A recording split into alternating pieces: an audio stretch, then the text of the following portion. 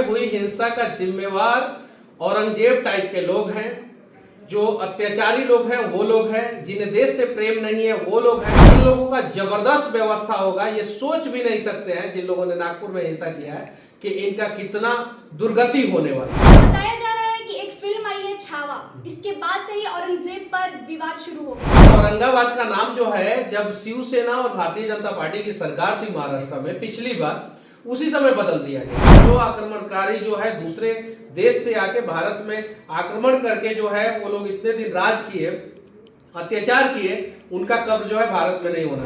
हजारों महिलाओं के साथ बलात्कार किया औरंगजेब ने, 10,000 से ज्यादा मंदिरों को तोड़वाया औरंगजेब ने, 1 लाख से ज्यादा हिंदुओं का कत्लेआम किया और 5 करोड़ से ज्यादा हिंदुओं को जो है कन्वर्ट कर दिया। औरंगजेब की जो कब्र है एएसआई संरक्षित स्मारक होने के साथ साथ तो बोर्ड की भी संपत्ति है। उसका कब्र हटेगा, किसी भी हाल में उसका कब्र हटेगा और वहां पे शौचालय बनेगा, वहां पे मूत्रालय बनेगा। राम मंदिर के जगह पे हॉस्पिटल निर्माण की बात कर रहे थे, आज उन्हें नहीं समझ में आ रहा है कि उसको तोड़वाइए और हॉस्पिटल बना दीजिए वहां पे। गाड़ी के अंदर गणपति का मूर्ति या किसी भगवान का मूर्ति या कुछ ऐसा प्रतीक चिन्ह जिससे ये पता चले कि हिंदुओं की गाड़ी है, वैसी गाड़ी को जलाइए। इतना बढ़िया व्यवस्था होगा ना कि उनकी आने वाली 700 पीढ़ियां जो है ना इस चीज को याद रखेगी कि आगे से दंगा नहीं करना।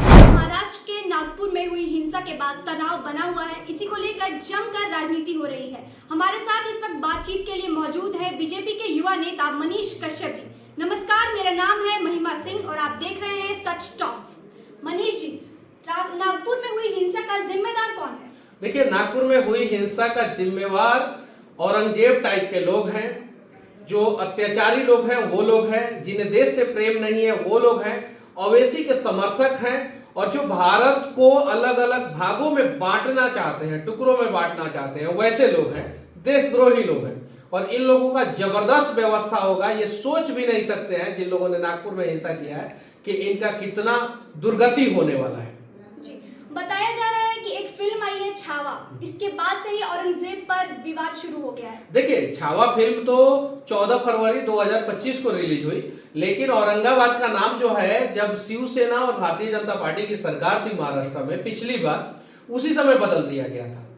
औरंगाबाद का नाम औरंगाबाद इसलिए पड़ा कि औरंगजेब जो है आखिरी समय में उसका मृत्यु जो है औरंगाबाद में हुआ था, औरंगजेब का, इसलिए उसका नाम जो है औरंगाबाद हो गया। लेकिन जब शिवसेना और भारतीय जनता पार्टी की सरकार थी तो संभाजी, वीर संभाजी महाराष्ट्र के थे, तो उनके नाम पे औरंगाबाद का नाम बदल के संभाजी नगर कर दिया गया था। इसमें सबसे बड़ा कारण अगर कुछ है, छावा फिल्म नहीं है, इसमें सबसे बड़ा कारण जो है वो राष्ट्रवाद है। राष्ट्रवादी लोग कह रहे हैं कि जो औरंगजेब भारत के लोगों पे इतना अत्याचार किया, जो आक्रमणकारी जो है दूसरे देश से आके भारत में आक्रमण करके जो है वो लोग इतने दिन राज किए, अत्याचार किए, उनका कब्र जो है भारत में नहीं होना चाहिए। हजारों महिलाओं के साथ बलात्कार किया औरंगजेब ने, 10,000 से ज्यादा मंदिरों को तोड़वाया औरंगजेब ने, 1 लाख से ज्यादा हिंदुओं का कत्लेआम किया और 5 करोड़ से ज्यादा हिंदुओं को जो है कन्वर्ट कर दिया, हिंदुओं को कन्वर्ट कर दिया। अब सोचिए, उस समय आजादी के समय में हमारे देश की जनसंख्या सिर्फ 35 करोड़ थी। उससे पहले औरंगजेब 18वीं शताब्दी में औरंगजेब, और उसने जो है इतना अत्याचार किया भारत के लोगों पे, इतना अत्याचार किया, जरा सोचिए। तो उसका तो कब्र जो है भारत में नहीं होना चाहिए, और छावा नहीं, छावा से पहले से विरोध औरंगजेब का होते आ रहा है भारत में। औरंगजेब की जो कब्र है एएसआई संरक्षित स्मारक होने के साथ साथ वक्फ बोर्ड की भी संपत्ति है। वक्फ बोर्ड के बाप की संपत्ति है, उसके बाप की संपत्ति है, वो भारत की संपत्ति है। और एएसआई संरक्षित इमारत, कांग्रेस ने उसे एएसआई संरक्षित करा दिया। हमारी सरकार आजादी के बाद अगर रहती तो उसके ऊपर जो है मूत्रालय बनवा दिए होते, हम लोग शौचालय बनवा दिए होते। औरंगजेब का कब्र जो है एएसआई संरक्षित है, इससे बड़ा दुर्भाग्य क्या हो सकता है भारत का और भारत के लोगों का? जरा बताइए, वो आक्रमणकारी था, उसका कब्र जो है एएसआई संरक्षित करा दिया गया। जिसने हजारों महिलाओं से ज्यादा महिलाओं के साथ बलात्कार किया, उसका कब्र जो है एएसआई संरक्षित करा दिया गया। आप बताइए, जिसने लाखों लोगों का कत्लेआम किया, उसका कब्र जो है एएसआई संरक्षित करा दिया गया। जी, लेकिन अगर वो वक्फ बोर्ड की संपत्ति में आता है तो उसका कब्र को हटाना तो काफी मुश्किल भरा हो सकता है। कैसे मुश्किल भरा? वो उसका कब्र हटने वाला है, एकदम बिल्कुल हटेगा, 100% हटेगा। उसका कब्र हटेगा, किसी भी हाल में उसका कब्र हटेगा और वहां पे शौचालय बनेगा, वहां पे मूत्रालय बनेगा। उस लायक इंसान का जो है कब्र पे जो है यही चीजें बनना है। चलिए शौचालय मूत्रालय छोड़ दीजिए, वहां पे हॉस्पिटल बना दीजिए, क्या जरूरत है औरंगजेब के कब्र का, क्या जरूरत है?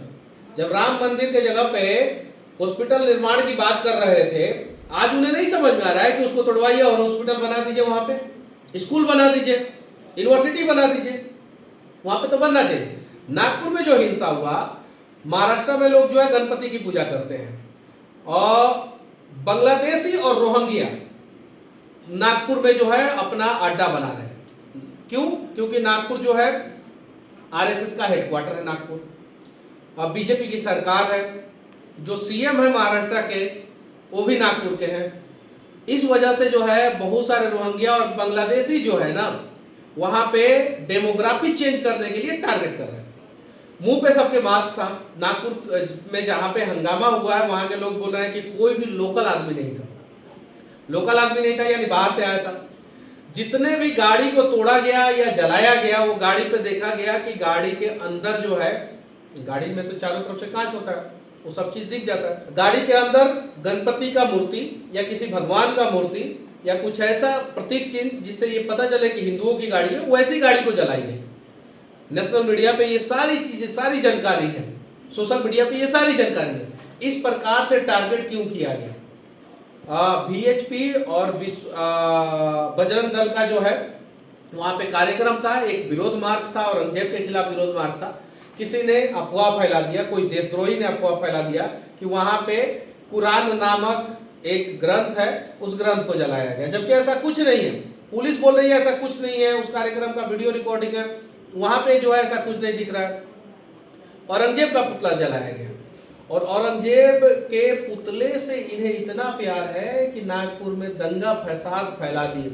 सबका व्यवस्था होगा और जबरदस्त तरीके से व्यवस्था होगा और इतना बढ़िया व्यवस्था होगा ना कि उनकी आने वाली 700 पीढ़ियां जो है ना इस चीज को याद रखेगी कि आगे से दंगा नहीं करना है। तो ये थे हमारे साथ मनीष कश्यप जी, जिनका कहना था कि औरंगजेब जितने लाखों महिलाओं का बलात्कार किया है उसका कब्र हटना ही चाहिए। देखते रहिए सच टॉक्स। धन्यवाद।